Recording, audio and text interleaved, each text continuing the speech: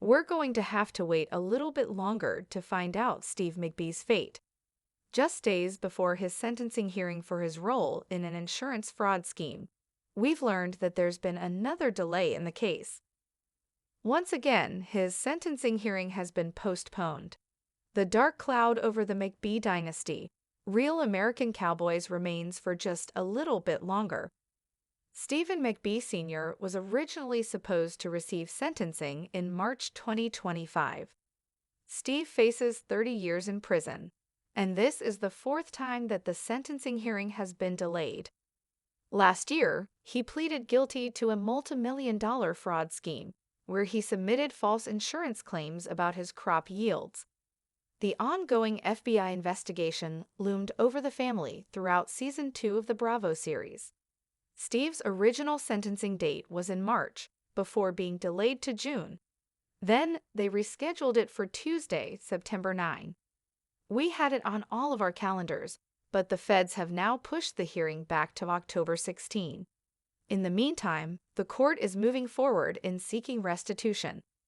When the United States government says you caused them a multi-million-dollar loss, you'd better believe they're going to figure out how to get it back. According to court records reviewed by DTN/Progressive Farmer, the government wants him to forfeit all property derived from proceeds traceable to the crop insurance fraud. In an August 29 filing, they asked him to fork over 3 wristwatches, a Tag Heuer Formula 1 watch, a Tag Heuer Grand Carrera watch, and a Rolex Daytona watch. These are estimated to be worth up to $1 million. It's just a small fraction of the $3.2 million in losses the United States government claims it incurred from Steve's scheme. More details to come on October 16. In the heart of America, where the skies stretched wider than ambition and the fields whispered secrets of generations, there sat McBee Ranch, a kingdom of cattle, corn, and consequences. Once hailed as a dynasty of grit and glory, the McBee family had graced television screens across the country. With boots dusty from real work and hearts seemingly pure from real American values, the McBee Dynasty, real American cowboys, had turned into Bravo's surprise hit. But behind the golden lens, there was rust, deep, spreading, and impossible to polish out. Now, with Steven McBee Sr. facing a potential 30-year sentence for a multi-million-dollar crop insurance fraud, the ranch's fences weren't the only things cracking. The fourth delay. 4 times? Muttered Cora McBee, 27, Steve Sr.'s middle child and the unacknowledged brains of the family business. She stood in the study, her boots muddy from the morning roundup. The old grandfather clock ticked behind her, loud in the suffocating silence. On the desk was her father's legal folder, thick and greasy from the number of times it had been handled, opened, and hastily shut again. Tuesday, September 9th, had been the day. Everyone had been waiting.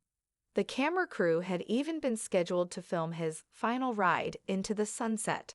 Some overly dramatic title a Bravo producer had texted her at 3 a.m. drunk on Red Bull and sensationalism.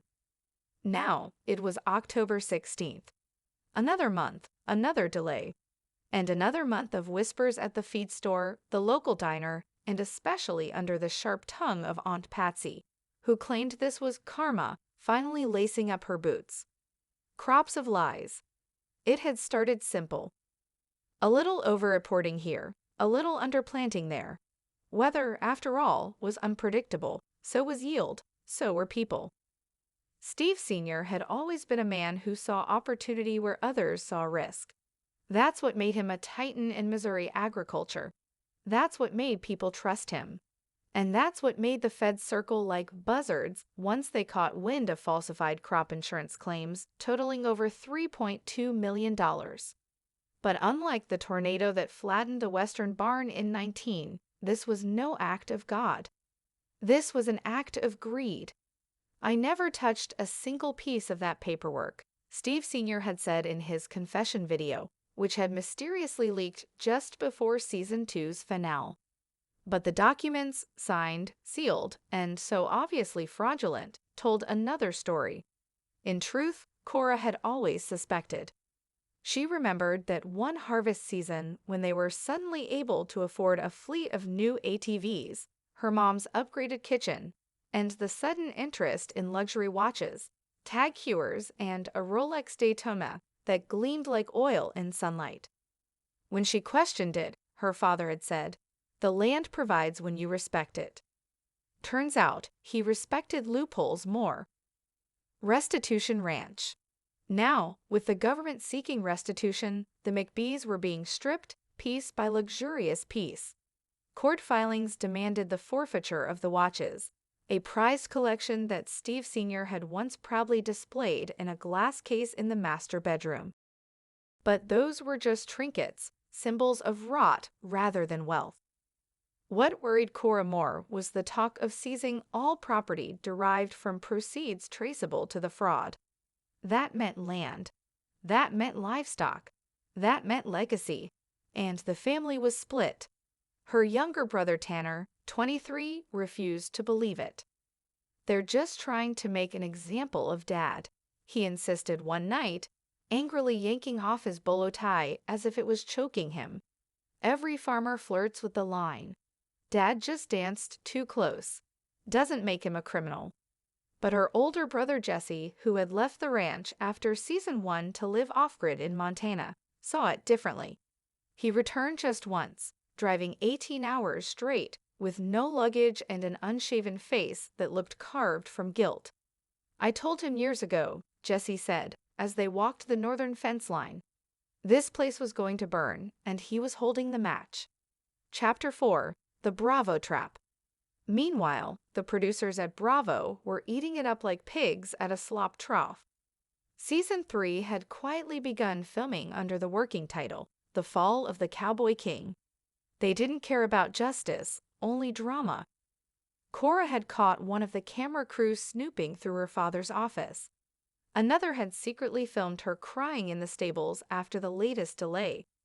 When she confronted producer Danielle Holtzman about it, she smiled with a casual cruelty. "This is real life, Cora. People love real. America loves to watch a dynasty die." "Then film your own damn family," Cora snapped. Bravo didn't get that footage, but Cora did slam the camera into the mud.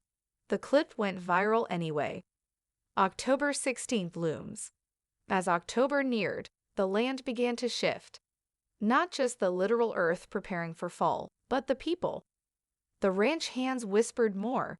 Some left. Others demanded cash instead of checks, fearing what might happen when the government started clawing back money. Vultures from financial firms circled, eager to buy off parcels of land at fair market value. Local reporters camped outside the ranch's long dirt drive, occasionally shouting questions like, "Did you know about the fraud? Is it true Steve Sr. tried to flee the state last year? Will the show be canceled?" Cora didn't answer, not because she didn't know, but because her silence spoke more truth than any statement ever could. The secret ledger. Then, 3 weeks before the rescheduled hearing, Cora found something. Tucked behind the drywall in the old tack room, hidden in a fireproof box, was a ledger, handwritten and detailed. Pages and pages of transactions, initials, false field reports, and notes in her father's unmistakable handwriting. It was evidence. Real, damning evidence. But more terrifying, it named people. Others involved, not just Steve Sr. Names of local officials, seed vendors, a USDA inspector, even a beloved town pastor. Cora sat on the hay bale for over an hour, the ledger heavy on her lap, her pulse pounding like hooves on hard dirt. If she turned this in, it could mean total implosion of not just her family, but the town itself. If she burned it, it meant becoming complicit. Chapter 7: The Last Ride. On the morning of October 16th, the skies over McBee Ranch were overcast, like the heavens themselves were undecided. Steve Sr., wearing a suit so tight it looked borrowed from his more honest years, mounted his old gelding, Dusty. "I'll ride to the courthouse," he said to the camera crew, who scrambled to capture what they assumed would be a poetic end. He paused next to Cora at the fence. "You coming?" he asked. She held the ledger in her arms, wrapped in a wool blanket.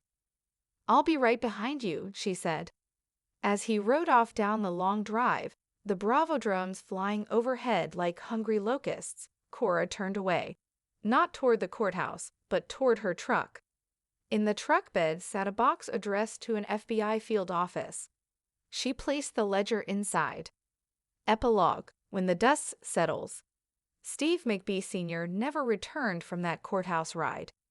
On October 16th, he was sentenced to 22 years in federal prison. But what truly shocked the country was what followed. The ledger made headlines. A federal sweep took down 7 others involved in the fraud web. McBee County found itself in the middle of a national scandal. Bravo canceled the show by mid-November, replacing it with a docuseries titled Heartland Lies: The Fall of McBee. Cora never gave a public statement. She took over the ranch quietly, liquidated some assets, and used the rest to rebuild, on truth this time, not illusion. The dynasty was over. But maybe, just maybe, the land would forgive. Because while greed can plant fast-growing weeds, truth has roots that run deeper than any lie ever told. And in McBee County, the dust settles slower, but it always settles.